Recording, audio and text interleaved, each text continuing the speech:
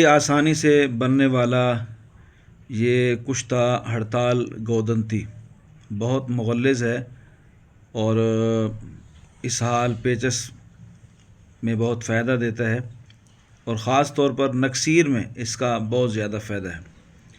जिन बच्चों को बड़ों को नक्सीर सताती हो तो उनके लिए बहुत कमाल चीज़ है। 50 ग्राम हड़ताल गोदंती ले लें, 50 ग्राम धनिया खुश्क और 50 ग्राम अनारदाना और इसी तरह 50 ग्राम बोफली ले लें।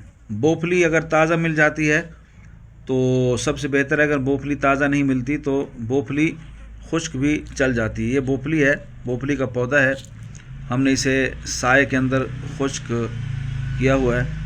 तो ये 50-50 ग्राम लेकर तीनों चीज़ों को अच्छी तरह बारीक कर लें।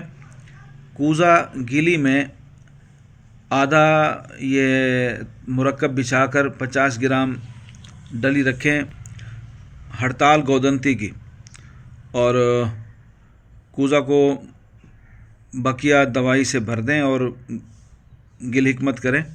गिल हिकमत करने के बाद इसे 5 किलो की आग दे दें। 5 किलो की आग देने के बाद ये जब ज़ाहिर होगा तो ये एक बेहतरीन ज़बरदस्त किस्म का कुश्ता तैयार होगा। इसे बारीक करें।